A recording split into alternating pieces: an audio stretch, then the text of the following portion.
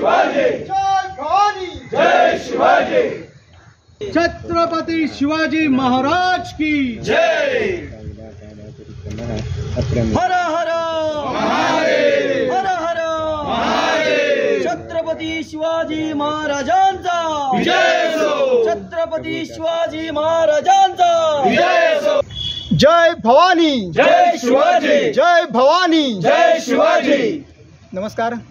आज या ठिकाणी छत्रपती शिवरायांच्या या मूर्तीवर जलाभिषेक कार्यक्रम संपन्न झाला। आपण सर्वांना आवाहन केलं होते की गोव्यामध्ये आज प्रत्येक तालुक्यामध्ये छत्रपती शिवरायांची मूर्ती आहे, तर सर्वत्रच्या हिंदूंनी एकत्र येऊन की छत्रपती शिवाजी महाराज हे फक्त गोव्याचेच नाही तर संपूर्ण हिंदुस्थानाचे दैवत आहेत आणि आमच्या सगळ्यांसाठी श्रद्धास्थान आहे।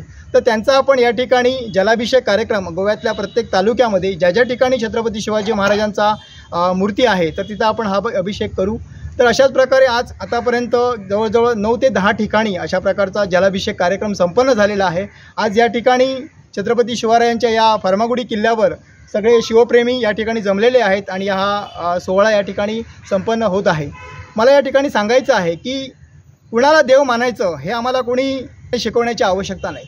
छत्रपती शिवाजी महाराज आमच्या हृदयामध्ये आहेत। आमच्या हिंदू धर्माचं श्रेष्ठत्व आहे की आमच्याकडे वृक्ष असू दे, दगड असू दे, प्रत्येक व्यक्तीला सजीव निर्जीव प्रत्येक वस्तूला आम्ही देवत्व मानतो। अगदी प्रत्येक व्यक्तीला सुद्धा आम्ही एकमेकांना भेटल्यावर नमस्कार का करतो तर समोरील व्यक्तीमध्ये आम्ही देवत्व बघतो। तर ही आमची श्रद्धा आहे।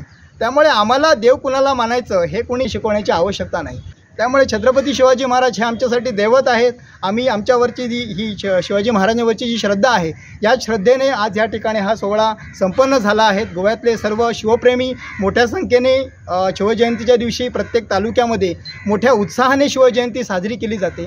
हाच त्यामागचा भाग आहे की छत्रपती आज 350 वर्षानंतर जवळजवळ 400 वर्ष होत आली, तर 400 वर्षानंतरही छत्रपती शिवरायांचं केवळ नाव जरी घेतलं तर प्रत्येक हिंदू युवकाची आज छाती फुलून उठते।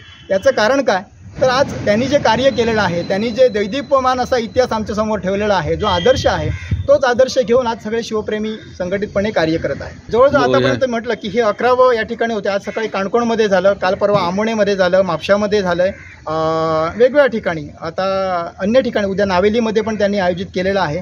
तर सर्वच हिंदूंना आम्ही आवाहन करतो की आज आम्ही कुठेतरी एकत्र येण्याची आवश्यकता आहे। आज हिंदू म्हणून आज आम्ही सगळ्यांनी संघटित होऊया।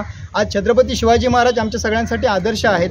त्यामुळे हा चांगला प्रयत्न आहे। सगळे शिवप्रेमी त्यानिमित्ताने एकत्र येत आहेत, आपलं संघटन दाखवत आहेत।